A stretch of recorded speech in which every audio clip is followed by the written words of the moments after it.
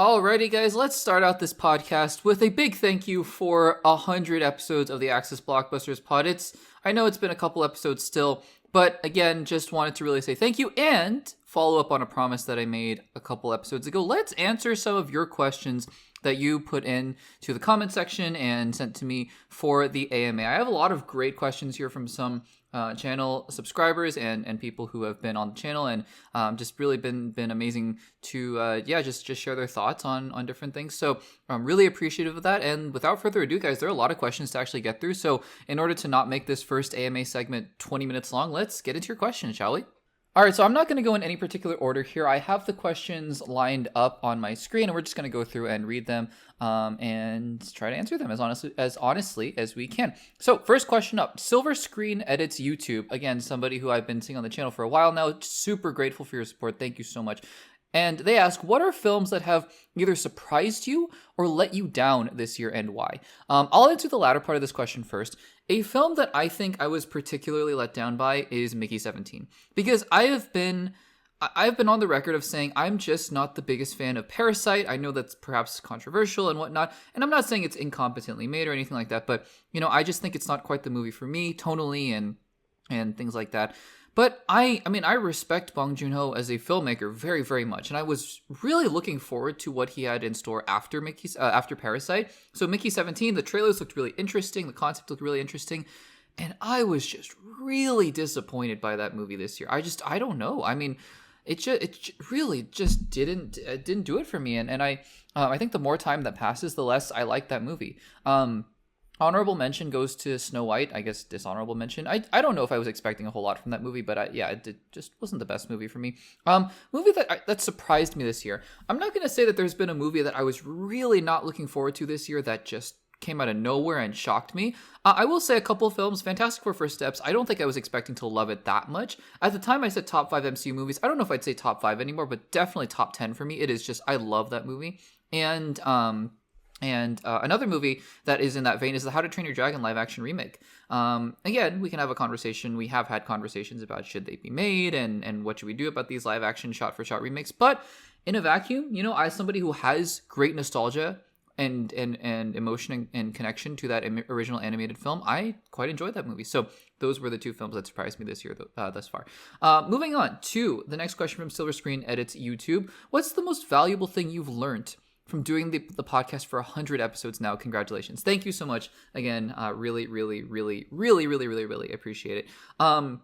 Most valuable thing I've learned. Honestly, I think that in doing the podcast and just having my voice out there and sharing thoughts and talking about all sorts of things, sometimes controversial, again, controversial in the scope of movies, so not, in the grand scheme of things, we're just talking about movies here and it's all fun and games. But I think that really, to me, the most important thing that I've learned is to be true to myself and not to not care about what other people have to say, because the whole point of doing this is for discourse, right? The whole point of doing this is so that we can have a discussion, so that we can talk about things and we can really, really, engage in this conversation, right? But rather to just be honest and have my opinions said without fearing what other people have to say about it, but also thinking the same about other people, right? If other people have differing opinions than me, then that's totally great, and we can have that discussion as well. And I think also approaching it with positivity, right? Because so much of discourse and so much of movie discussion these days, I think is formed around negativity.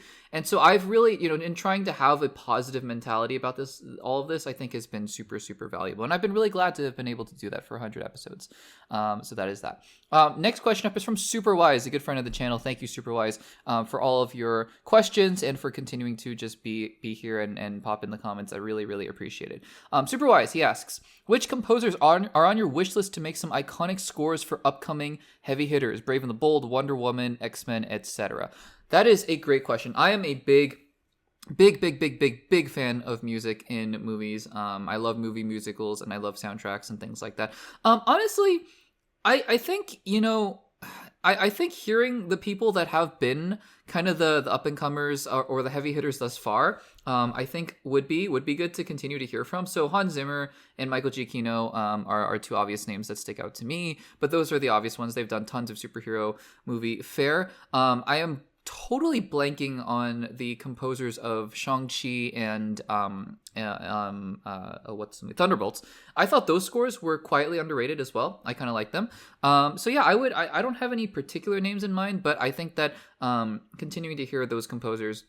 Oh, and the other big one is Natalie. I'm totally blanking on her name, but the composer of Loki. Is it Natalie Holt, I want to say? Would love to see her do some other scores. I don't know if she would fit in in a Batman movie or something like that, because her score is very particular to Loki, but I would love to see her do something else. I think that she was great. So those would be my answers. Superwise's next question. Assuming the Hulk's rights revert back to Marvel and they can make a solo movie past Secret Wars, again, that is an assumption, that we all are hoping for, but Superwise continues, do you want to see Mark Ruffalo stay, or are you looking for a recast? And he adds, for context, Mark has said that he's still talking to Marvel about what that looks like. So again, big assumption, is Marvel going to be able to retain the rights to the Hulk? Are they going to be able to get it? Are they going to be able to make a solo film? Let's assume that they are, post-Secret Wars.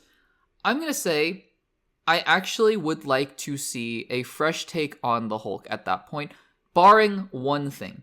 If there is one Hulk story that I think Mark Ruffalo would be good for post-Secret Wars, I think it is a Maestro-type story. And who's to say that they're not going to do that in Secret Wars and Doomsday? For those of you guys who don't know, Maestro is a version of the Hulk that is a very wise, and I want to say he was a part of Secret Wars. I can't remember, but he's sort of a Grandmaster type from the vague knowledge that I have of Maestro. So if they were to do a story around that, I think great.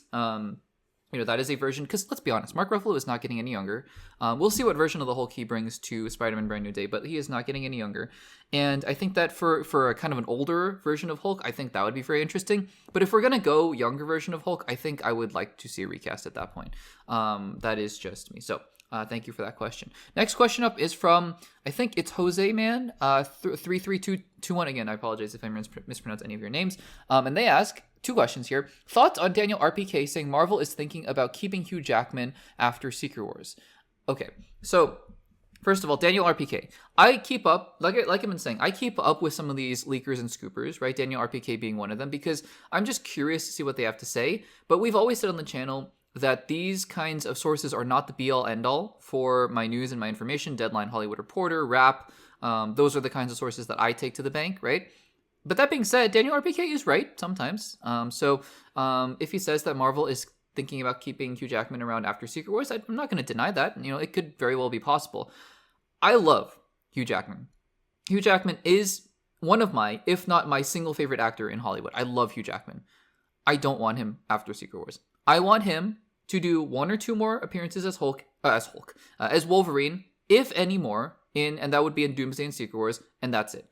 I think if we're going to do X-Men, I want the X-Men to be fresh, I want the X-Men to be new, and I want all of the X-Men to be different.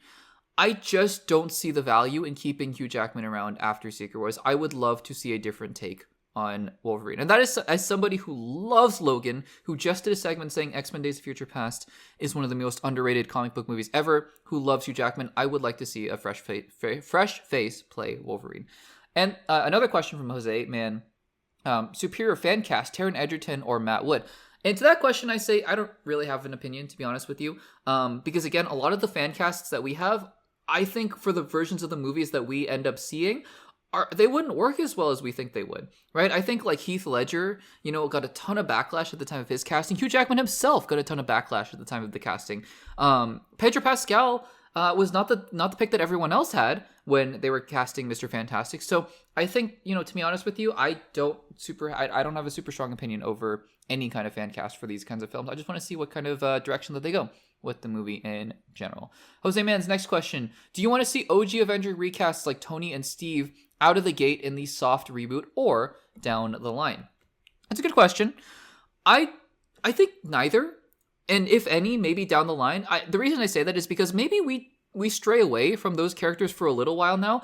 I don't think you need to do the MCU with those characters immediately. I just don't. I think that you can do the MCU with other characters like Spider-Man, Miles Morales even, with Doctor Strange, with a version of the Hulk, I said Doctor Strange, but I think you can do the MCU with the X-Men as well as just the main characters in the MCU for a long time, that I don't think you need to have those characters in there for quite some time. So I would say down the line, Meaning that that doesn't mean I want Chris Evans to come back necessarily. It means that I would like the MCU to focus on other characters for a while.